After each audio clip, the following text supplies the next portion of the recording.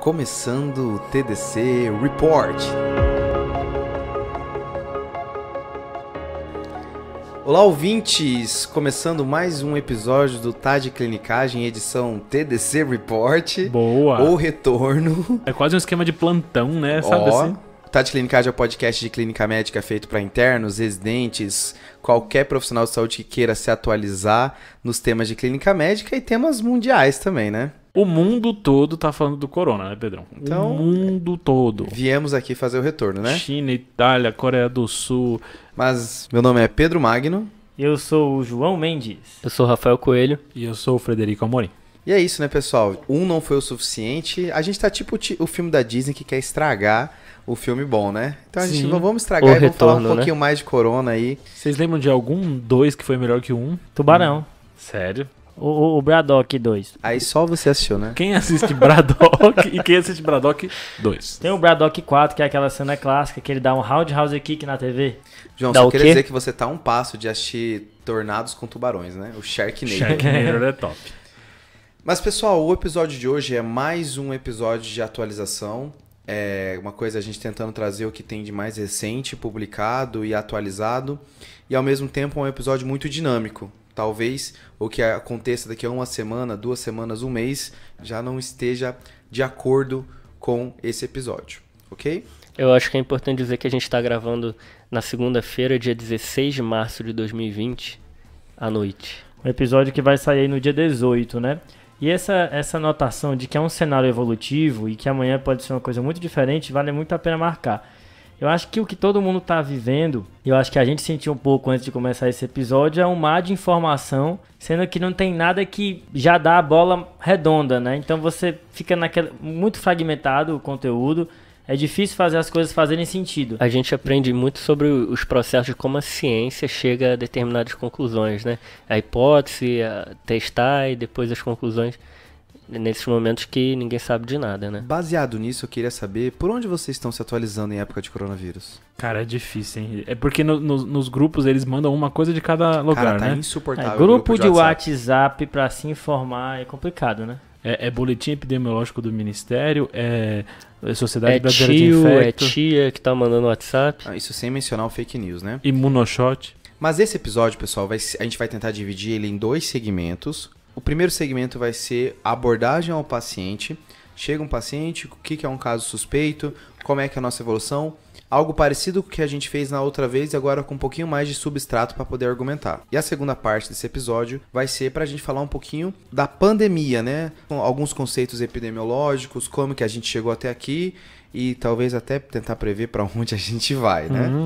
Muita gente mandou mensagem pra gente de várias dúvidas, né? Talvez a gente não cite seu nome, mas sabe que a gente montou esse episódio baseado nas dúvidas que vocês mandaram pra gente pelo Instagram. Então, pessoal, acho que a primeira dúvida é assim.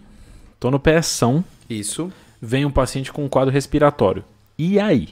Eu acho que vale a pena, Fredão, a gente começar com a definição do que é um caso suspeito de doença pelo coronavírus. Fechou. Até porque, Pedrão, a OMS recomenda que você rastreie e isole os pacientes com suspeita de Covid-19 no primeiro ponto de contato desse paciente com o sistema de saúde. Aqui vale um parênteses, porque quando a gente gravou o último episódio, que é o primeiro de coronavírus, ainda não tinha esse nome bonito que é Covid-19, né? Era nCoV. Parece nome de senha, não acha não? Boa, eu acho também, que é o que o banco já te dá, né? É porque tem o Covid-19 e SARS-CoV-2, né? Um é o nome da doença e outro é o nome do bicho, né? Mas a gente vai ter 2 situações para caso suspeito. A primeira é o viajante que não teve contato com alguém suspeito ou contato com alguém já confirmado do Covid-19, mas está retornando de áreas pré-estabelecidas pelo Ministério da Saúde, que são áreas de risco para a contaminação do Covid, e que estão apresentando febre e sintoma respiratório. Fechou? Esse E aí é... Porque, a princípio, esse cara não teve contato com alguém com certeza, né? Se ele tiver contato, ele entra na segunda definição. Mas a primeira definição é alguém que não teve contato e veio de área de risco e está apresentando febre e sintoma respiratório. Ao longo dessa epidemia que virou pandemia, a gente foi aumentando essa área de risco, né? Vamos englobando vários países nessa definição e agora o Ministério da Saúde fala de qualquer país, o viajante que vem de qualquer país. Só para fazer um exemplo aí do paciente que se encaixa nesse primeiro critério, seria um homem que veio da Itália e que está tossindo e com febre, não é isso? Certo. João, só que essa é um país fácil, né?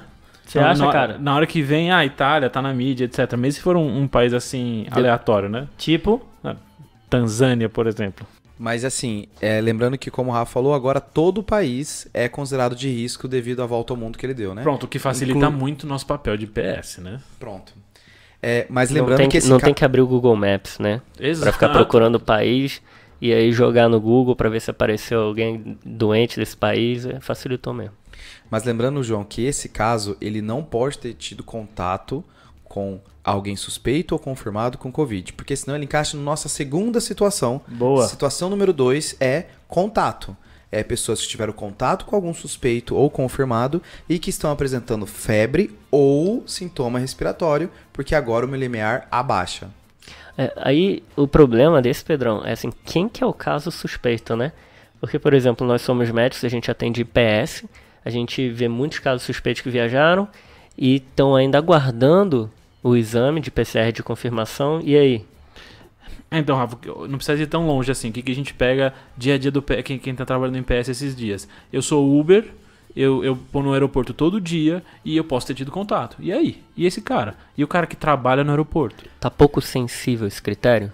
Eu já atendi, inclusive, um Uber que lá no começo tinha pego chineses e assim, uma das dificuldades, acho que número 1, é justamente o cenário evolutivo. Nosso país é continental, então tem áreas diferentes do país que estão em momentos diferentes da doença. Alguns com casos esporádicos, alguns com grupamentos de casos e outros já com transmissão comunitária, por exemplo, né? Então você não sabe direito de onde o cara está, é difícil saber onde todas as áreas estão, né? E além disso, a doença tem uma fase assintomática que a gente ainda vai comentar, mas que é possível a transmissão, acredita-se, né? Isso tudo dificulta muito essas definições. Por isso, a recomendação do Tedros Ghebreyesus, né, o diretor-geral da OMS, até recomendo que vocês sigam ele no Twitter. Ele é etíope, né? Nome de grego, né? Nome de grego, mas etíope. Ele foi ministro da Saúde da Etiópia. Ele recomendou hoje 16 de março, ele falando para você testar todo mundo, tá? Era isso a recomendação dele a todos os países, porque se você não sabe quem tem a doença, você não vai conseguir combatê-la. E bateu de frente um pouco com o que o Ministério da Saúde estava esperando, né? Não só o nosso, como vários secretários de saúde, departamentos de saúde de vários países. Né? Porque talvez seja inviável fazer teste para todo mundo. Além do mais, tem um caso também provável, que é o contato domiciliar. Então eu já falei sobre viajante, já falei sobre o contato próximo, que são casos suspeitos, e o caso provável estava dentro de casa com uma pessoa confirmada com Covid e agora estou apresentando febre ou sintomas respiratórios. Esse paciente é um caso, por definição, provável e precisa ser investigado o mais rápido possível. Até essa é uma questão de que a transmissão intradomiciliar é um dos pontos mais importantes da transmissão na China, né? Foi a transmissão intradomiciliar, o pai de família, a mãe de família que passa para todo mundo que está na casa. Pois é, eu acho que a grande dificuldade desses critérios é tentar fazer um critério sensível o suficiente para conter a epidemia, a pandemia, mas que também não prejudique o sistema de saúde, que seja viável, né? Que você consiga fazer os testes para todo mundo que você acha que é suspeito, que você não tire uma força de trabalho toda, porque todo mundo fica isolado, né? Por exemplo, dos profissionais de saúde. Porque assim, imagina o paciente que está só com sintoma respiratório e não está com febre. Sim. Esse cara não entra, né, no caso suspeito. E como a gente pode ver em alguns estudos de quadro clínico aí, que foram publicados há pouco tempo, tem muita gente que tem o quadro sem ter febre. Acho que quando você usa esse critério, você aceita que vai ter pacientes que você não vai pegar. Se você coloca a febre como mínimo, você aceita que tem uma porcentagem que você não vai pegar. E aí é complicado, né? Porque as séries de casos, elas são um pouco unânimes no sentido de que existe um percentual que é relevante de pacientes que não têm febre. Por exemplo, uma série de casos famosa é a série do New England do dia 28 de fevereiro, né? Em que a gente tem aí 1.099 pacientes nessa série de casos. Foi a maior até agora, né, João? Tem uma série chinesa, Rafa, que foi publicada no JAMA com 44.500 casos confirmados. Nossa, Deus. Mas essa do New England, 42% tinham febre na entrada do hospital E ao longo da evolução, 80, 90% desenvolveram febre, mas um percentual ainda que é relevante, de pelo menos 10%, não teve febre ao longo da doença. Então acho que por isso vem o ou de alguns critérios, que ou é sintoma respiratório ou é febre. Isso impressiona, né? Porque metade dos casos não tinha febre no momento da entrada do hospital, né? Eram mais sintomas respiratórios. Aí depois que foi desenvolvendo o quadro de febre. Isso me chama bastante atenção. Assim. Chama bastante porque a gente acha que a febre é um triador, né? E parece que não é tão bom assim.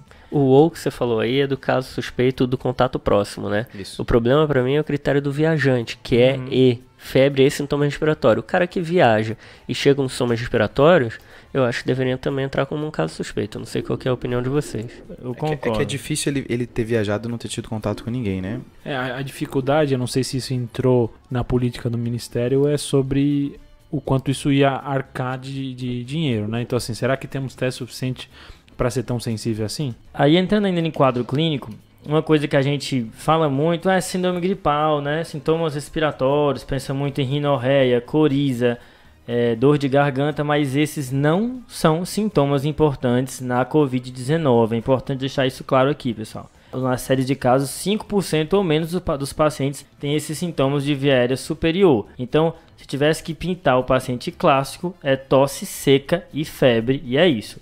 E aí, evolutivamente, quando vai indo para o 5º dia, para lá, ele começa a ter dispneia e a SARA, se ele for abrir uma SARA, ele vai abrir no 9º por ali, 9º dia. E aí a gente está falando de um quadro viral que já está indo para a 2ª semana de doença e piora, né?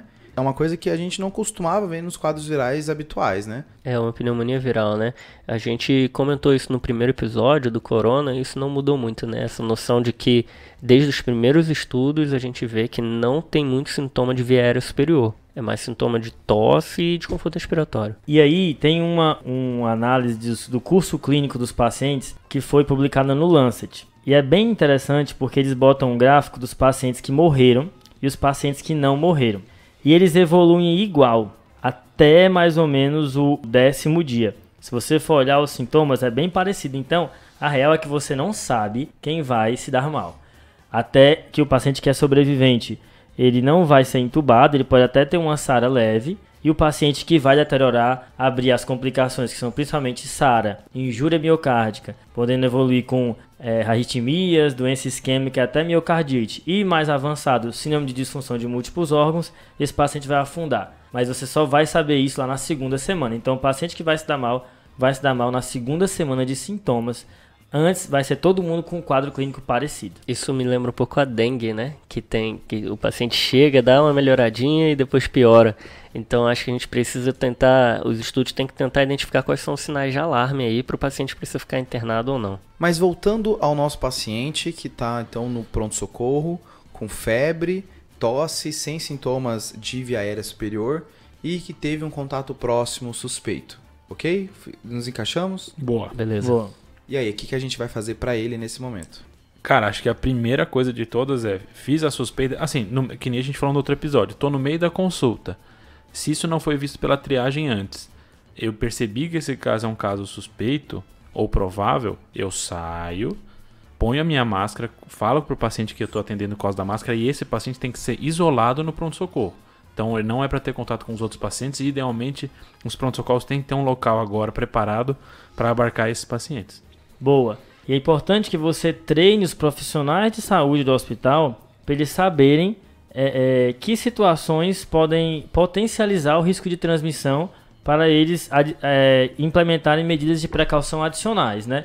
Então ele vê um paciente que é suspeito, está nebulizando ali na medicação com todo mundo, já não está de maneira adequada. Então é importante que os profissionais sejam treinados. Isso está descrito no guideline da OMS, na diretriz que a gente vai deixar aqui nas referências. Legal, João. Então, pessoal, acho que fica uma dúvida assim, e a máscara?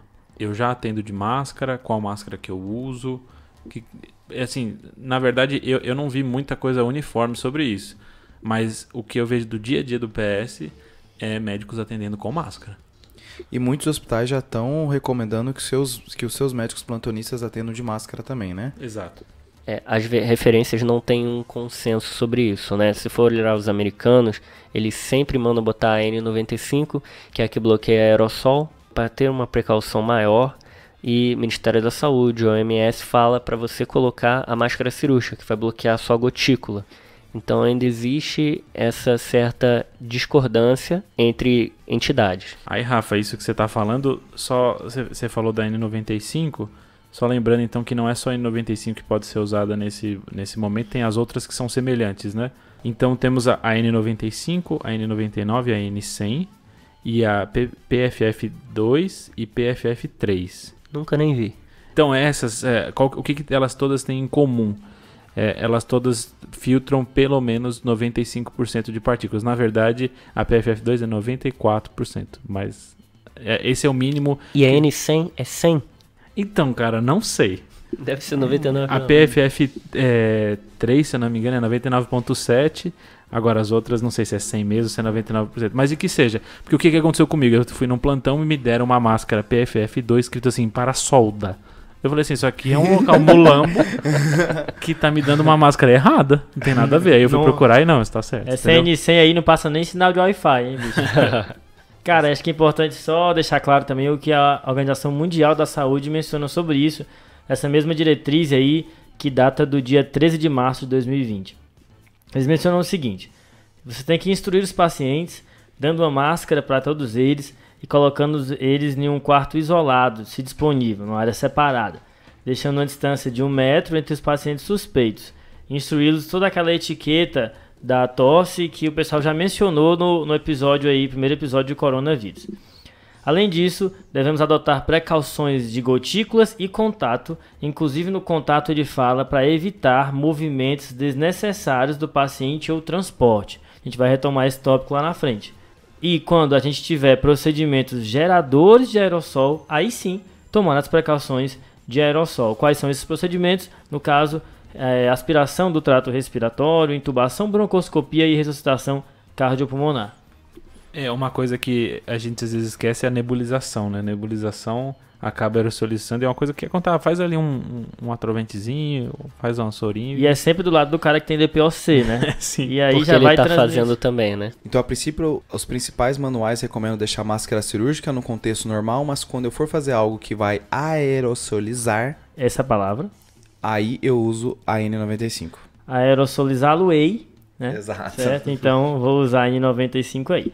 Eu acho que a OMS tem uma responsabilidade grande de que tudo que ela fala vai ser seguido por países desenvolvidos, países mais pobres. Então é importante ter uma orientação uniforme e de forma que isso não cause um colapso no sistema de saúde, ninguém ter máscara de nada ou então gastar dinheiro só com isso. Então, Rafa, nisso que você falou de custo, a N95 é uma máscara um pouquinho mais cara mesmo, tá tendo até uma superinflação da N95 por aí. Então ficou a dúvida, será que eu posso reutilizar a N95 ou posso usar por mais tempo? Que aí facilitaria um pouco nos sistemas de saúde que são menos abastecidos. E aí tem até uma recomendação do CDC, ele tem até uma parte específica que ele fala reuso e uso estendido de N95. E aí o comentário é o seguinte, o uso estendido seria melhor do que o reuso. Por quê? Porque toda vez que você reusa, você tira e coloca. Quando você tira e coloca, você contamina a máscara. Então você tem que tentar ao máximo não contaminar a máscara com alguma secreção. Se ela for contaminada com secreção de paciente, ficar molhada, ou você tiver exposição a aerossol confirmado, você tem que trocar a máscara. Mas se você não tiver isso, tem alguns locais até falam para você usar até 5 dias por até 8 horas seguidas. E não sei se vocês viram esse esquema de usar a máscara cirúrgica na frente da máscara N95, vocês viram isso? Eu só vi foto, só. Então, a ideia dessa é para evitar que a máscara N95 seja contaminada por secreção e aí estendendo assim a viabilidade da N95, é mais por isso. Eu fiquei com uma dúvida. Então, se eu entrei num quarto de uma pessoa que tem sabidamente Covid-19 com a N95, saí do quarto, aquela máscara rodou. Trocar. Meu amigo, vai rodar as máscaras do planeta Terra inteiro. Beleza, identifiquei o caso suspeito. Se eu quiser outros sinais complementares que podem me ajudar. A linfopenia, apesar de poder ter plaquetopenia, poder ter leucocitose, inclusive, mas a linfopenia é o que mais vem se reproduzindo nos estudos. Que então, é característica de infecções virais, né? Sobre a plaquetopenia, e isso a OMS deixa claro, quando é só uma doença febril, fazer diagnóstico diferencial com as doenças febris endêmicas. Então, dengue, chikungunya, áreas que são endêmicas para malária, também lembrar disso. Plaquetopenia que é sinal de disfunção orgânica, né? Exato. Entra no SOFA, Tá lá no nosso sepse. Tá lá no SOFA de guerra. E a tomografia, lembrar que os achados clássicos são bilaterais, um vidro fosco, Certo. de distribuição periférica, predominando por envolver os lobos inferiores. Mas aí a gente vai tomografar todo o paciente, João? E aí é o ponto que a gente ia retomar, né? Eu vi algum dado que falava que para fazer uma terminal completa, uma limpeza terminal completa num ambiente de tomografia dura 2 horas. Depois que um paciente foi com suspeita de coronavírus passou lá. Isso quer dizer, então, que aquele no SUS são 12 tomografias por dia, né? É complicado, né? Então, assim, a gente tem que ter parcimônia na hora de pedir essa tomografia e avaliar bem se ele vai mudar a nossa conduta ou não, né? Mas se você já tem um raio-x mostrando o infiltrado, acho que a tomografia não vai acrescentar tanto. Mas talvez na dúvida diagnóstica que o exame pode entrar melhor aí. É que tem muito lugar que está recomendando, e eu estou falando instituições mesmo, estão recomendando fazer tomografia para todo mundo que está com desconforto respiratório e suspeita, porque é muito mais sensível. Mas ao mesmo tempo isso pode, eu acho que essa é uma decisão tem que ser vista pelo pessoal da gestão, porque é inviável.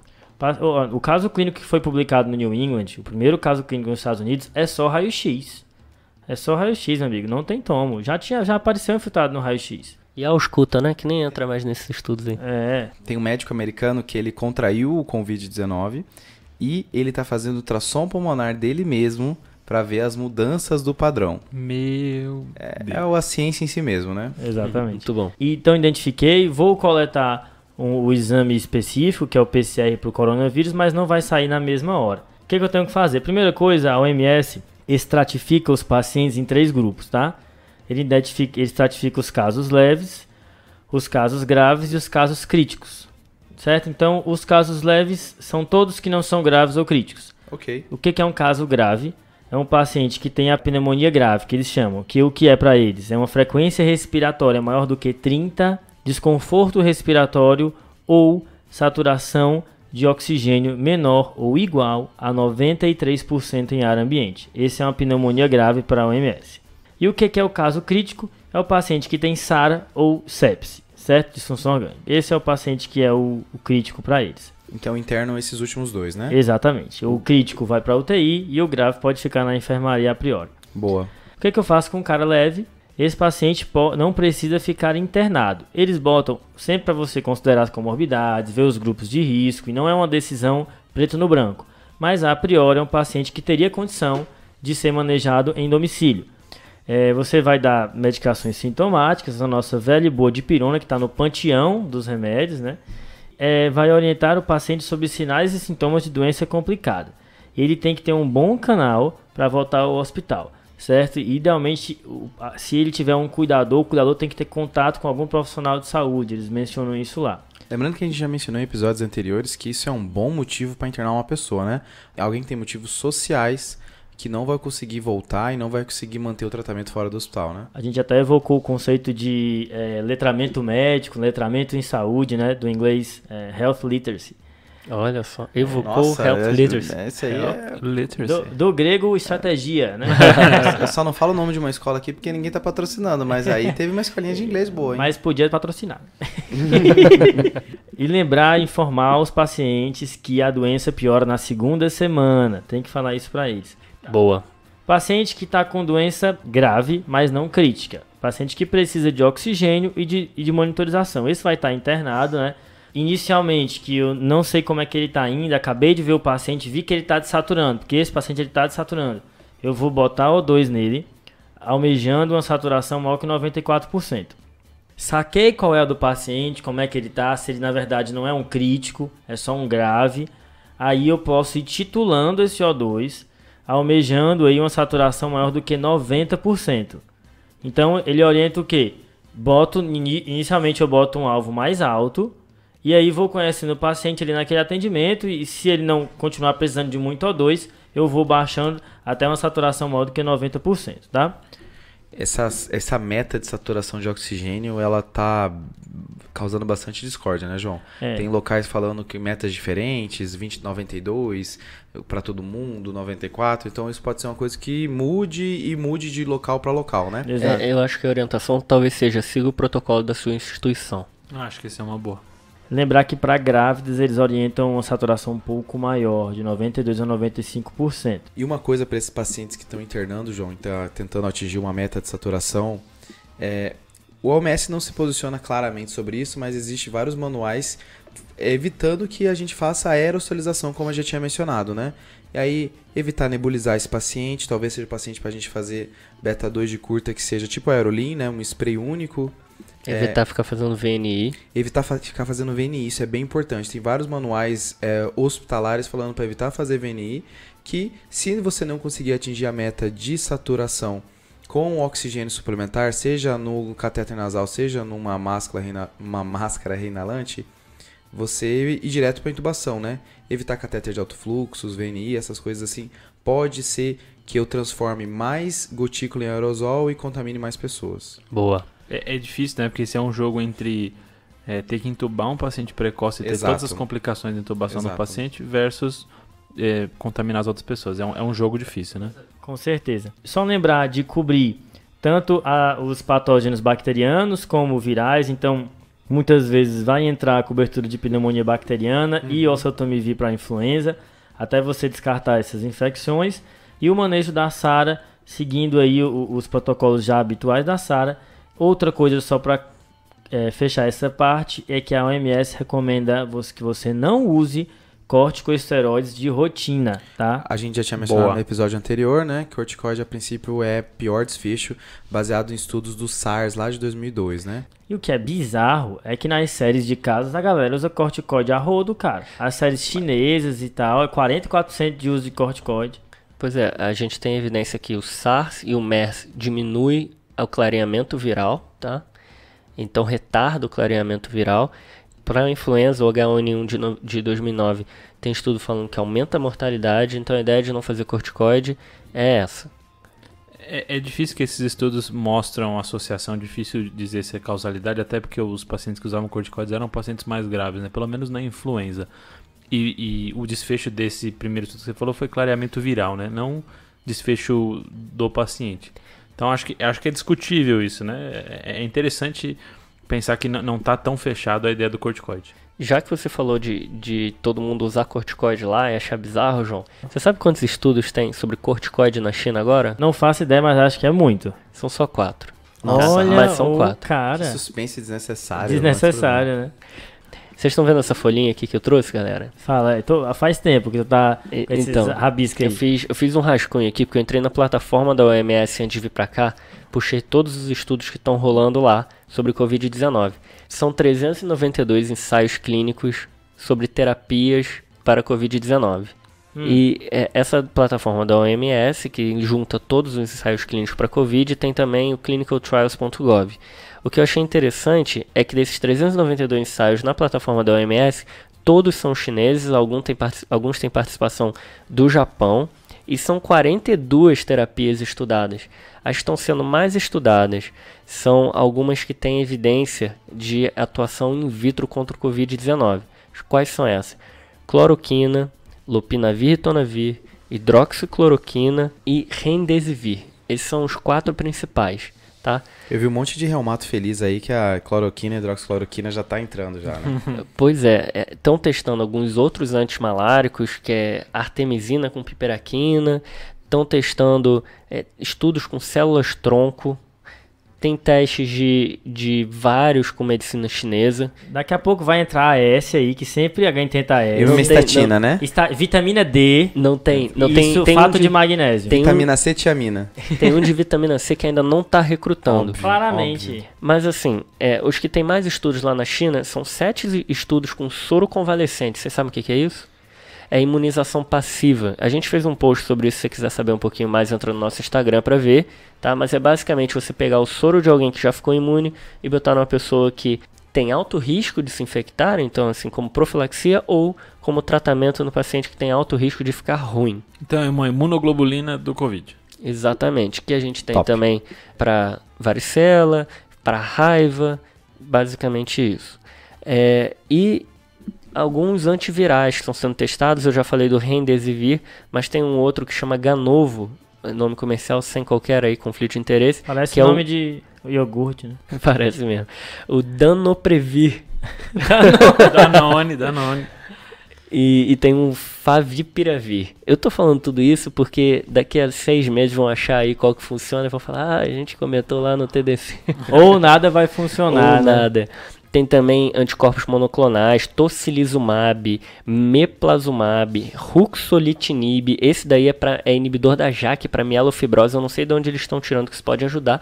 E tem também antifibrótico, porque assim, tem muitos pacientes que evoluem com fibrose pulmonar, alguns, né? Então eles estão testando também a pirfenidona. Tem até medicação para esclerose múltipla, que é o fingolimod. Então assim, tem um cara que eu não sei como foi aprovado esse estudo. Ele pegou uma vacina para micobactéria, só que não é a tuberculose, é uma outra. E as pessoas estão inalando essa vacina. É sério, tá lá, tá registrado como recrutando. Então assim, todos esses estudos estão sendo feitos, estão China, recrutando, né? Tudo isso na China, vários de medicina chinesa, tá? E vários de medicina alternativa. Até autohemoterapia tem. Só que no clinicaltrials.gov, que provavelmente tem critérios mais restritos para entrar, são 92 estudos, e aí eu queria citar os que são mais importantes, que eu acho que vão ter algum impacto para a gente. Tem um estudo americano, que também está em Hong Kong e Singapura, com o Remdesivir. O Remdesivir, que é um antiviral de amplo espectro, é venoso, e aí eles estão testando 5 dias ou 10 dias em pacientes graves e pacientes que não estão tão graves. São 2 braços. Esse Remdesivir que é a eterna promessa, né? Era pro Ebola, era pra MERS e agora pro Covid, né? Estão tentando ainda, né? Tem um estudo com lopinavir, ritonavir, ribavirina e interferon, que está sendo em Hong Lopinavir, Kong. ritonavir, que é o Caletra, né? Exatamente. Tem vários estudos com interferon chineses, esses são os que não são chineses. E também tem um com hidroxicloroquina em Minnesota para profilaxia pós-exposição, que aí não é no tratamento. Eu achei interessante também. Mas o que me deixou mais animado é que eu vi que aí eu estou saindo de tratamento e eu estou indo para profilaxia, é que já está em fase 1 nos Estados Unidos o estudo da primeira vacina contra a Covid-19, que é patrocinado pela Moderna, que é uma empresa que está patrocinando aí. A polêmica é que está sendo testado direto em humanos, não está passando por testes em animais. E aquele Anthony Fauci, que é o diretor do Instituto Nacional de Doenças Infecciosas, que a gente comentou no outro episódio, Ele é top. Ele disse que essa vacina vai demorar pelo menos 1 ano aí para sair, até passar por todas as fases e chegar na população. E isso é uma super acelerada, né? Isso, lembrando que isso é um tempo assim recorde para vacina. A vacina mais rápida feita foi com 1 ano e meio, que foi a vacina da Zika, eles acham que vão conseguir mais rápido que isso, né? Então é uma coisa já inacreditável. E qualquer notícia de vacina pronta ainda em 2020, provavelmente deve ser fake news, né? Exatamente, Pedrão. Lembrando que todos esses são estudos que estão em andamento. Não tem nenhum desses que foi publicado, a gente não sabe nenhum resultado ainda. E vários relatos de caso, como o João comentou, estão usando corticóide, estão usando essas medicações. Muito lopinavir e ritonavir lá na China. Então eles estão usando em testes e muitos desses pacientes estão entrando nesses protocolos. E nada disso, né, Rafa, por enquanto é respaldado pela OMS ou Ministério da Saúde Brasileira. A princípio vai ser só o tratamento padrão e o que o João comentou de cobrir outros patógenos caso há suspeita, né, de uma co-infecção. Boa. E aí, ainda de conduta, né, não especificamente medicamentosa, mas eu já tive essa dúvida, que eu já atendi paciente com suspeita de Covid, o que você faz quando manda o paciente para casa, né? Como é que você vai orientar como é que ele deve se comportar em casa, quais são as precauções de contato em casa.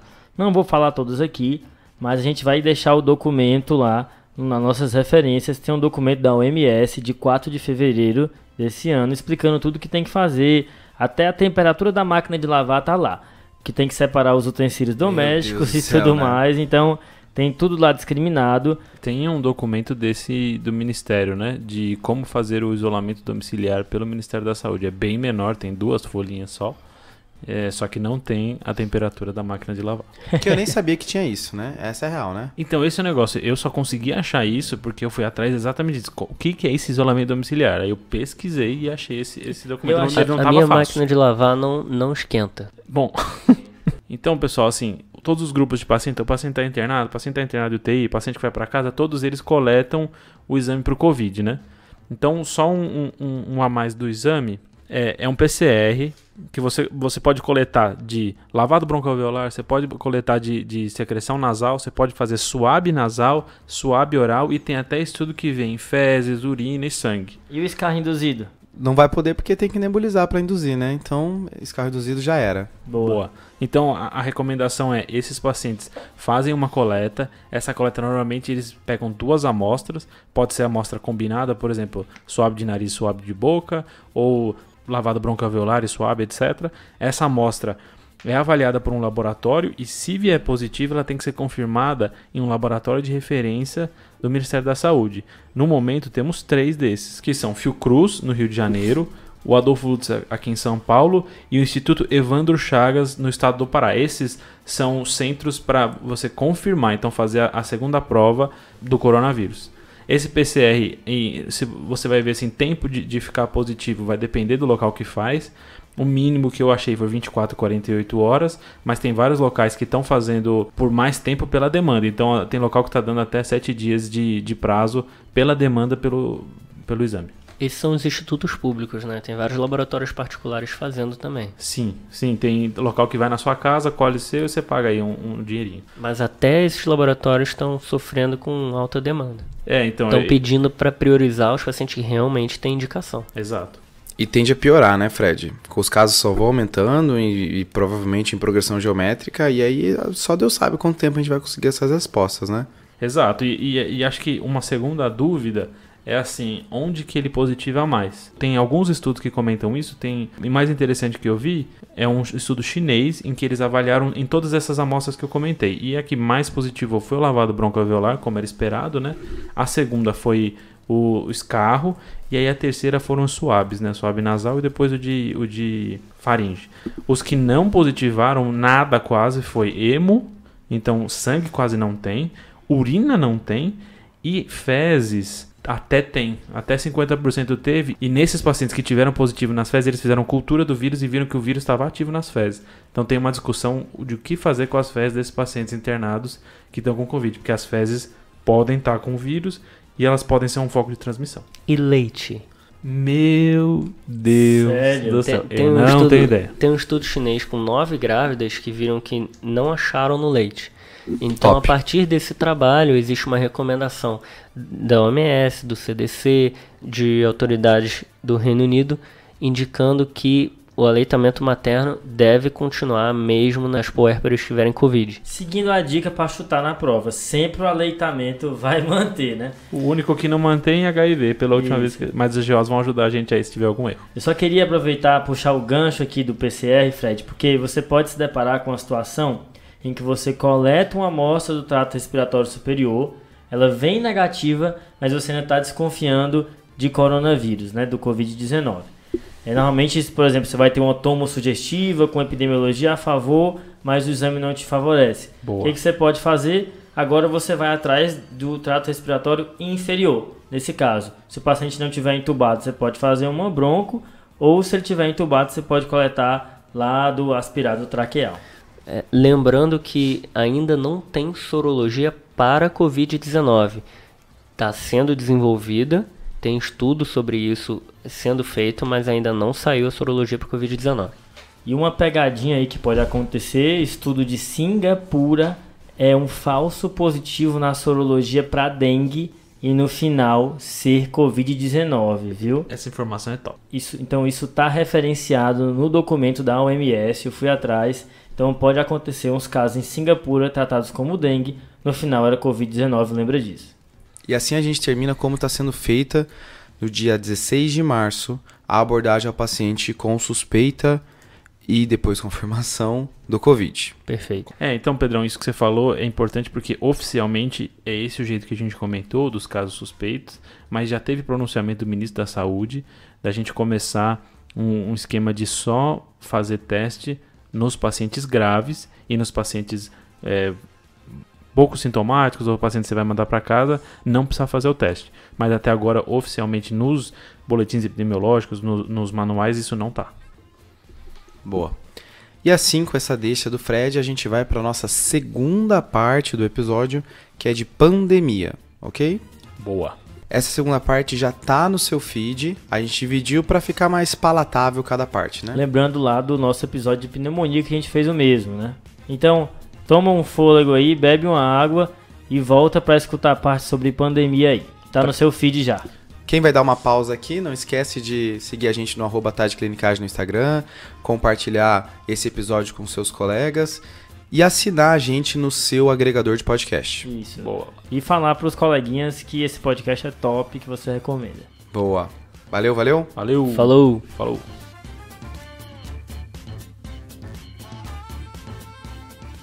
Esse podcast tem como objetivo educação médica. Não utilize como recomendação. Para isso, procure o seu médico.